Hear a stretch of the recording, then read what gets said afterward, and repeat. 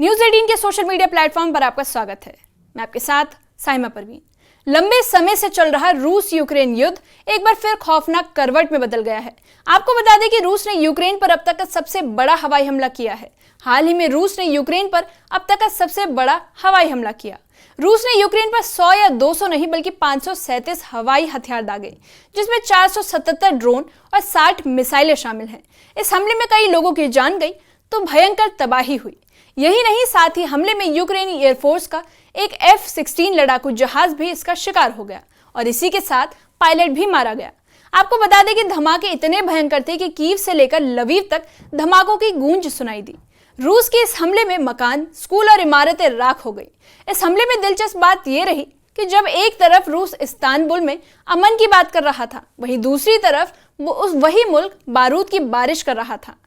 नमस्कार, आप देख रहे हैं न्यूज़ 18 और मैं आपके साथ साइमा परवीन। आज हम बात कर रहे हैं उस तबाही की जो रूस ने यूक्रेन में मचाई। जी हाँ, वही तबाही जो पिछले कई सालों से जारी है और रुकने का नाम नहीं ले रही।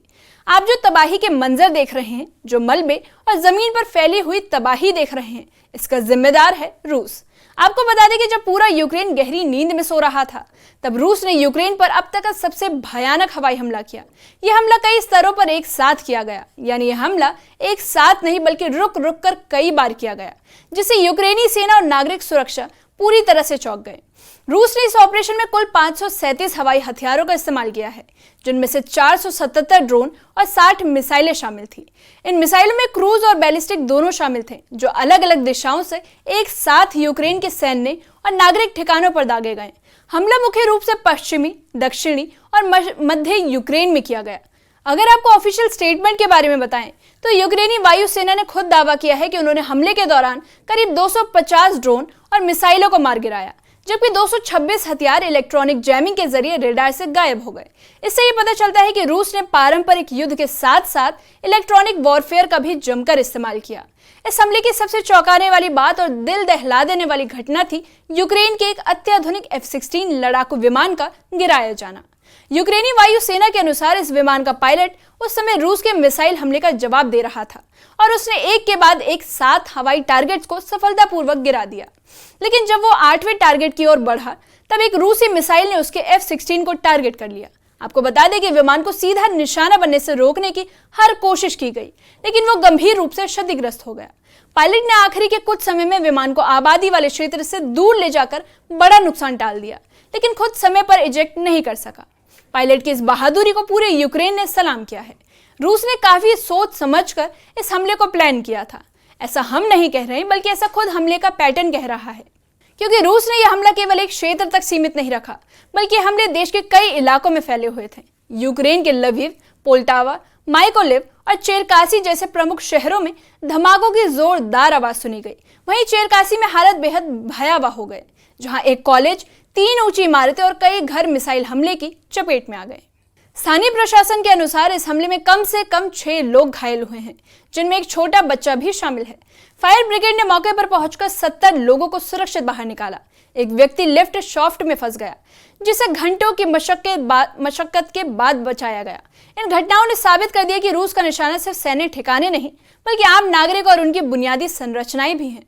अब आपको ये बता दें कि रूस की यूक्रेनी वायुसेना को पहले से ही इस रूसी हमले के बारे में जानकारी थी, यानी यूक्रेनी वायुसेना को पहले से ही इन हमलों के बारे में पता था। लेकिन इस हमले का पैमाना इतना बड़ा था जितना वायुसेना ने अंदाजा भी नहीं लगाया था। इसका अंदाजा इसी बात से लगाया जा सकता है कि यूक्रेनी वायुसेना की 211 ड्रोन और 38 मिसाइलें हवा में ही तबाह हो गई। इसके अलावा 226 ड्रोन और मिसाइलों को इलेक्ट्रॉनिक जैमिंग के जरिए रास्ता भटका दिया गया, ताकि वो अपने टारगेट तक नहीं पहुंच पाए। जब ऐसा नहीं है कि यूक्रेन ने हमला रोकने की कोशिश नहीं की। यूक्रेन ने अपने एयर डिफेंस सिस्टम को आधुनिक तकनीकों से लैस किया है, जिसमें पश्चिमी देशों द्वारा दिए गए सिस्टम भी शामिल हैं। इस कार्रवाई में पैट्रियट सिस्टम और नमाम्स जैसे हथियारों की भूमिका काफी अहम है। यूक्रेन अब अपनी वायुसेना क्षमताओं को और उन्नत करने में लगा है, ताकि भविष्य में आने वाले ऐसे बड़े हमलों से बेहतर तरीके से निपटा जा सके। इस पूरे हमले के पीछे रूस का मकसद क्या था, यानी रूस इन हमलों से चाहता क्या है। दरअसल रूसी राष्ट्रपति व्लादिमीर पुतिन ने हमले से ठीक 2 दिन पहले इस्तांबुल में शांति वार्ता की संभावना जताई थी, लेकिन उसके बाद इतने बड़े स्तर पर हमला करना इस बात की ओर इशारा करता है कि रूस फिलहाल शांति नहीं बल्कि दबाव की रणनीति अपना रहा है। अब वहीं आपको बता दें कि रणनीतिक विशेषज्ञ इस बारे में क्या कह रहे हैं। तो रणनीतिक विशेषज्ञों का मानना है कि रूस ने इस हमले के जरिए यूक्रेन को एक संदेश देने की कोशिश की है कि वो किसी भी स्तर पर जवाबी कार्रवाई कर सकता है। साथ ही यह हमला उस वक्त हुआ जब यूक्रेन को अमेरिका से नए F-16 फाइटर जेट मिलना शुरू हुए थे। ऐसे में रूस का यह कदम यूक्रेन की सैन्य क्षमताओं को कमजोर करने और साइकोलॉजिकल प्रेशर बनाने की एक बड़ी रणनीति का हिस्सा माना जा रहा है। इस हमले के बाद यूक्रेन के राष्ट्रपति व्लादिमीर ज़ेलेंस्की ने इस हमले को लेकर बेहद भावुक और कड़ा बयान जारी किया है। उन्होंने रूस पर सीधा आरोप लगाया कि वो जानबूझकर नागरिकों को निशाना बना रहा है और शांति की हर संभावना को खत्म करने की कोशिश में लगा है। ज़ेलेंस्की ने साफ कहा कि जो पायलट शहीद हुआ वो सिर्फ सैनिक नहीं बल्कि यूक्रेन की आत्मा था। साथ ही उन्होंने अंतर्राष्ट्रीय समुदाय से अपील की है कि रूस पर कड़े प्रतिबंध लगाए जाएं और सैन्य मदद बढ़ाई जाए।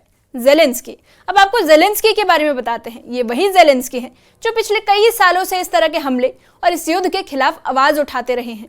उन्होंने एक बार फिर वही बात दोहराई जो वो हमेशा से कहते रहे हैं कि अगर दुनिया अब भी खामोश रही तो रूस और अधिक निडर हो जाएगा। इस वक्त यूक्रेन का भरोसा न केवल उसके सैन्य बल पर है बल्कि अंतर्राष्ट्रीय समर्थन पर भी है, जिसकी भूमिका इस युद्ध को निर्णायक रूप देने में अहम मानी जा रही है। लेकिन इसके अगेंस्ट या कहे तो इसके काउंटर करते हुए रूस की ओर से इस हमले को लेकर कोई आधिकारिक बयान सामने नहीं आया। लेकिन रूसी मीडिया और सैन्य विशेषज्ञों ने इसे सामरिक आवश्यकता यानी स्ट्रैटेजिक नेसेसिटी बताया है। अब यह भी कहा जा सकता है कि रूस अब यूक्रेन को नए किस्म की चेतावनी दे सकता है। विश्लेषकों का मानना है कि इस समय रूस एक साइकोलॉजिकल प्रेशर भी लड़ रहा है जिसमें वो यूक्रेन की जनता और सैनिकों दोनों का मनोबल तोड़ना चाहता है। F-16 जैसे आधुनिक विमानों को गिराना उसी रणनीति का एक हिस्सा है जिससे ये दिखाया जा सके कि रूस अब भी तकनीकी और सैन्य रूप से मजबूत है। लेकिन इन सबके बीच रूस और यूक्रेन की लड़ाई में कुछ देश भी कूदे हैं और शायद इसका अंदाजा लगाया जा सकता है कि वो कौन सा देश है जो रूस के हमलों के खिलाफ रहता है, और वो है अमेरिका। अमेरिका ने रूस के हमले की कड़ी निंदा की है। साथ ही नेटो ने भी इस हमले को गलत ठहराया, लेकिन निंदा से प्रतिक्रिया यानी बयानबाजों के जरिए है। लेकिन कोई सीधा जवाबी हमला या सैन्य दखल नहीं दिया गया। अमेरिका ने यह जरूर कहा कि वो यूक्रेन को और अधिक एयर डिफेंस सपोर्ट सिस्टम देगा और F-16 की सप्लाई तेज कर देगा। लेकिन यूक्रेन बार बार कह रहा है कि उसे सिर्फ हथियार नहीं बल्कि राजनीतिक और कूटनीतिक रूप से भी मजबूती चाहिए। वहीं नेटो के कुछ देश रूस के खिलाफ और सख्त कदम उठाने की मांग कर रहे हैं, लेकिन समूह के भीतर अभी भी एक राय नहीं है। यानी नेटो के देशों ने अभी तक ये फैसला नहीं लिया है कि वो एकजुट होकर रूस के हमलों का विरोध करेंगे। ऐसे में सवाल उठता है कि क्या पश्चिमी दुनिया सिर्फ बयानबाजी तक सिमट कर रह जाएगी या रूस के खिलाफ कोई भी ठोस रणनीति अपनाई जाएगी? और अगर हमले के खिलाफ कोई कार्रवाई नहीं की गई तो क्या हमले जारी रहेंगे? वहीं आपको बता दें कि इसका सीधा असर यूक्रेन के लोगों पर देखने को मिला। जब हमला हुआ तो राजधानी कीव से लेकर छोटे कस्बों तक हर जगह एयर सायरन गूंजते रहे। लोग बंकर और तहखाने में छिपने को मजबूर हो गए। अस्पताल में अफरा तफरी मच गई और कई इलाकों में बिजली गुल हो गई और हर जगह आफत ही आफत देखने को मिली। रूस और यूक्रेन के बीच जारी युद्ध धीरे धीरे गहराता जा रहा है। एक तरफ कूटनीति यानी डिप्लोमेसी की बातें होती हैं तो वहीं दूसरी तरफ मिसाइलें बरसती हैं। चेरकासी की जली हुई इमारतें, लवीव की टूटी हुई सड़कों पर बिखरी जिंदगी और पायलट की मौत, ये सब जीता जागता सबूत है कि युद्ध कितना भयंकर हो गया है। पश्चिमी देशों के लिए ये एक चेतावनी है कि अगर वे केवल निंदा तक सीमित रहें तो नतीजे और भयानक हो सकते हैं और यूक्रेन के लोग इस युद्ध की सबसे बड़ी कीमत चुका रहे हैं।